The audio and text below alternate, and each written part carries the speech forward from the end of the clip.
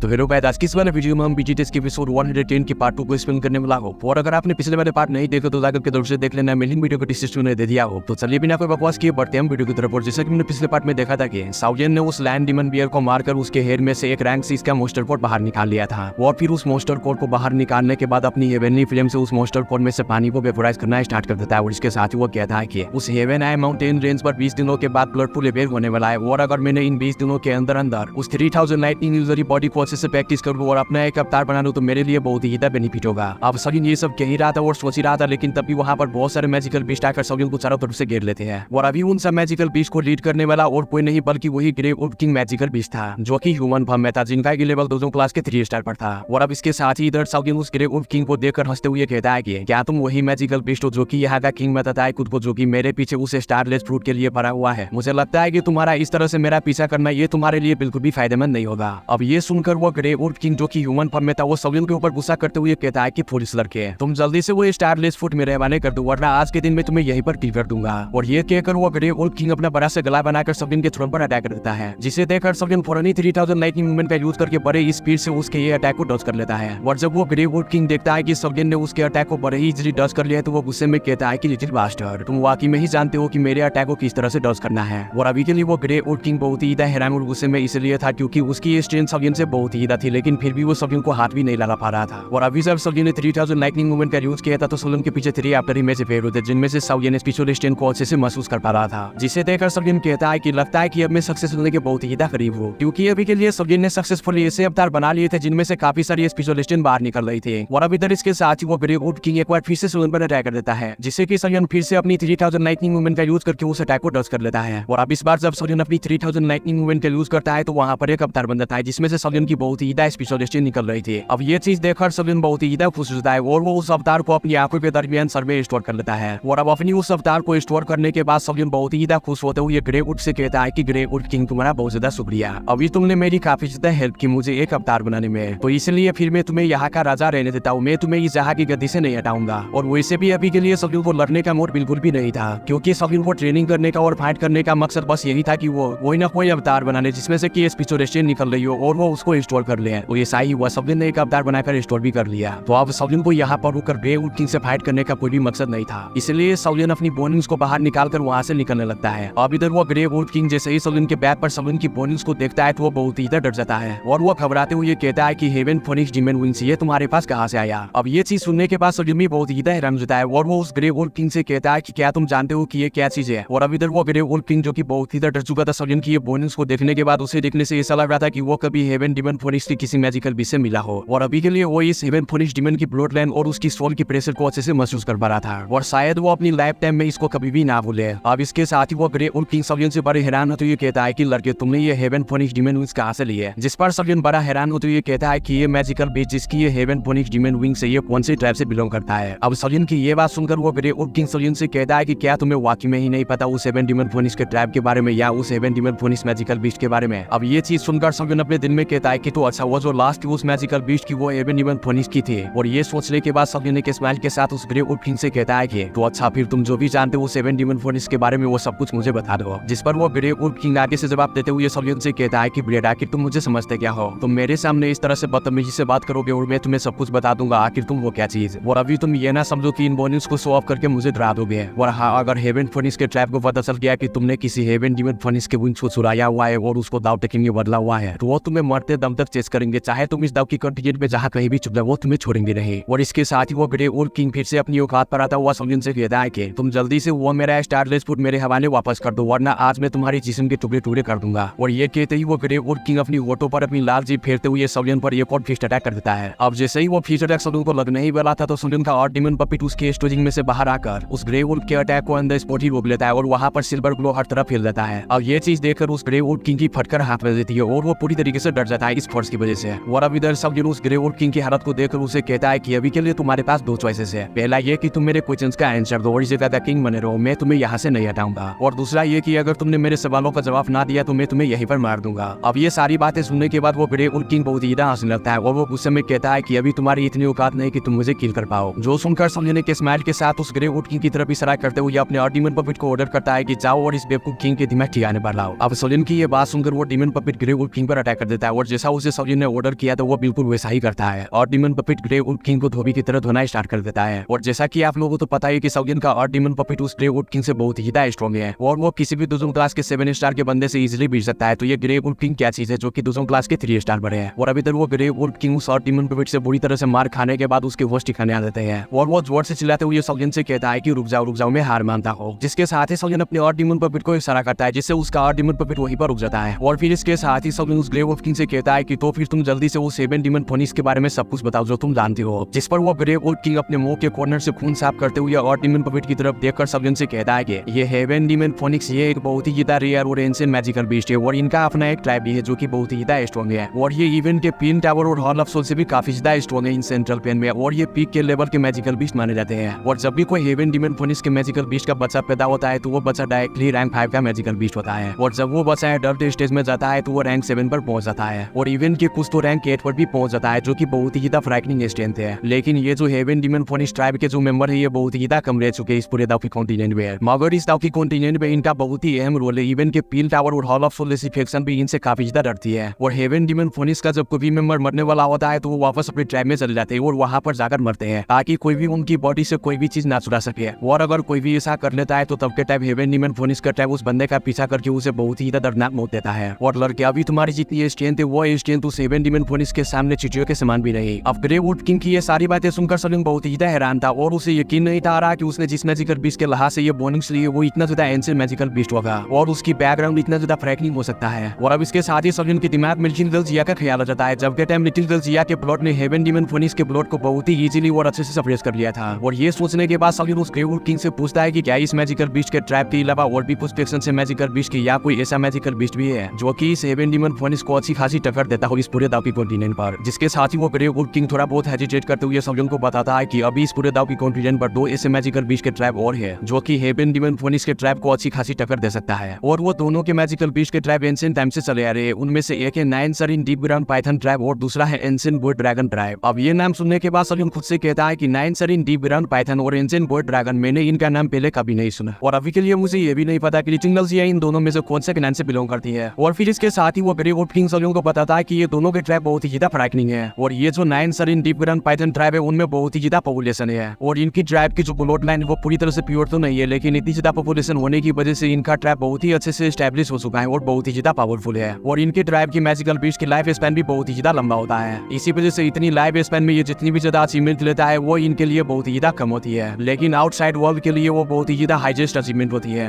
और जहां तक बात रही वॉइड एंशिएंट ड्रैगन ट्रैप की तो वो बहुत ही ज्यादा मिस्टीरियस मैजिकल बीस्ट का क्लैन है और उस एंशिएंट वॉइड ड्रैगन ट्रैप के बारे में मैं भी इतना ज्यादा नहीं जानता लेकिन मैंने सुना है कि void ancient dragon 7 demon phoenix को अपने खाने में इस्तेमाल किया करते हैं और वो 7 डीमन फोनिक्स को बहुत ही ज्यादा शौक से खाया करते हैं। और अभी ग्रे वुल्फ किंग ये कहते हुए बहुत ही ज्यादा डर भी रहा था और इसके साथ ही वो कहता है कि मैंने ये भी सुना है कि ये जो वॉइड एंशिएंट ड्रैगन ट्रैप के मैजिकल बीस्ट है वो स्पेस के थ्रू कहीं भी आ जा सकता है और इनके पास बहुत ही ज्यादा स्ट्रेंथ होती है स्पेस को फाड़ने की और डायमेंशन में मूव करने की। अब ये सारी चीजें कहने के बाद वो ग्रे वुल्फ किंग सॉलियन से कहता है कि लड़के में जो कुछ भी जानता था वो सब कुछ मैंने तुम्हें बता दिया। और इधर सॉलियन ये सारी बातें सुनने के बाद अपने सोचों में खो गया था और वो कहता है कि सेटिंग थ्रू डायमेंशन ये पावर तो लिटिल जिया के पास भी है, वो भी इस तरह की कैटेगरी से बिलोंग करती है। हो सकता है कि उसका ट्राइब ये वॉइड एंशिएंट ड्रैगन ट्राइब ही हो। अब ये सोचने के बाद सॉलियन अपनी स्टोरिंग में से स्टारलेस फुट निकाल कर उस ग्रे वुल्फ किंग की तरफ फेंक देता है और उसे कहता है कि ये लो ये तुम्हारा रिवार्ड है जो मैं तुम्हें वापस कर रहा हूँ और हाँ इस मैटर को तुम सिक्योरिटी रखना और अगर तुमने ये किसी को भी बता दिया तो मैं तुम्हें इस माउंटेन रेंज में जो तुम यहाँ पर रूल कर रहे हो वो समाधि तुम्हारी दादागिरी निकाल दूंगा। जिस पर वो ग्रे वुल्फ किंग सॉलियन से कहता है कि हम लोग तुम ह्यूमन जैसे नहीं होते, हम किसी को भी धोखा नहीं देते हैं। मैंने तुम्हें जुबान दी है कि मैं इस चीज को सिक्योरिटी रखूंगा तो मैं इसे सिक्योरिटी रखूंगा, तुम परेशान ना हो। और अब वो ग्रे वुल्फ किंग वहां से जाते हुए सॉलियन को एक बार फिर से रिमाइंड करवाता है और कहता है कि लड़के जैसा कि तुमने ये स्टारलेस फूड मेरे हवाले वापस कर दिए तो मैं तुम्हें एक ऐसा मशवरा देता हूँ ये कि किसी भी 7 डीमन फोनिक्स के बंदे को ये ना पता चलने देना कि तुम्हारे पास उनके किसी मेंबर की बोनिंग्स है, वरना वो तुम्हारा मौत तक पीछा करेंगे और तब के टाइम तुम्हारे पास रोने के लिए भी टाइम नहीं बचेगा। अब ये सुनकर सॉलियन काफी ज्यादा हैरान होता है और वो अपना सर खुजाते हुए कहता है कि लगता है कि अब ये चीज मेरे लिए काफी ज्यादा मुश्किल होने वाली है और ये कहकर सॉलियन अपनी बोनिंग्स को छुपा लेता है। और अब इसके साथ ही यहाँ पर जो सीन चेंज होता है और हम देखते हैं सॉलियन को जो कि एक माउंटेन पीक पर क्रॉस लेकर के बैठा हुआ था और इसके साथ ही सॉलियन अपने आइस ब्रोज के दरमियान से अपना एक अवतार बाहर निकाल लेता है और वो अवतार भी सॉलियन के सामने क्रॉस लेकर के बैठ जाता है। और अभी के लिए सॉलियन की इस अवतार की स्टेन डाउनिंग क्लास पर थी और कोई भी इन दोनों को अच्छे से पहचान कर भी ये नहीं बता सकता था कि इनमें से असली सॉलियन है कौन। और इसके साथ ही सॉलियन कहता है कि ये अभी के लिए अर्थ लेवल का अवतार है, मुझे इसे इंटरमीडिएट लेवल तक ले जाने के लिए मुझे बहुत ज्यादा मेहनत करनी होगी है क्योंकि अभी फिथियन के अवतार को भी देखकर ऐसा ही लग रहा था कि उसका जो इंटरमीडिएट लेवल का अवतार था उसे वो काफी ज्यादा ट्रेनिंग करने के बाद हासिल किया था। और फिर जिसके साथ ही सलून सोचते हुए कहता है कि according to the training method उसमें लिखा हुआ था कि अगर कोई भी लाइटनिंग के स्टैंड को अपने अवतार से जोड़ दे और लाइटनिंग का यूज करे तो तब जाकर कोई भी अपने अवतार की स्पेशल रिपल को हाइड कर सकता है और तब ये अपनी डिफेंसिव स्टैंड को भी स्ट्रॉन्ग बना सकता है और अपने हाइड स्पेशल स्टैंड को भी सीक्रेट रखेगा। लेकिन अभी सलून काफी ज्यादा परेशान हो रहा था क्योंकि अभी के लिए उसके पास लाइटनिंग स्टैंड तो है ही नहीं, तो वो लाइटनिंग स्टैंड कहाँ से निकालेगा, क्योंकि जब के टाइम सलून अपनी 3000 लाइटनिंग मूवमेंट का यूज करके अपनी इल्यूजनरी बॉडी को बनाने की कोशिश कर रहा था, तो तब के वक्त ही उसने अपनी लाइटनिंग स्टैंड का यूज करके उसे प्रैक्टिस कर लिया था। इसलिए अभी सलून के पास कोई भी लाइटनिंग स्टैंड नहीं बची हुई है। अब सलून ये सोचकर परेशान हो ही रहा था, लेकिन तभी टियानो जो सलून की बेइज्जती करते हुए कहता है कि लिटिल फेलो तुम तो बहुत बड़े बेवकूफ हो, मैंने तुम जैसे स्टैंड वाले बेवकूफ को आज तक नहीं देखे। तुम्हारी बॉडी में जो हेवनली फिल्म है तुम जल्दी से उसकी स्टैंड का यूज करो, क्योंकि तुम्हारी बॉडी में जो हेवनली फिल्म है वो किसी भी विंड लाइटनिंग के स्टैंड से बहुत ही ज्यादा है, इसलिए तुम जल्दी से इसको इस अवतार से मर्ज कर दो। और जब के टाइम तुम ऐसा करोगे तो ये बाहर की एनर्जी से हमेशा ही प्रोटेक्टेड रहेगा और कोई भी बाहर की एनर्जी इस अवतार को इतनी आसानी से हार्म नहीं पहुंचा सकेगी। और ये कहते हुए टियानो जो सलून को अच्छा खासा सबक भी सिखा रहे थे।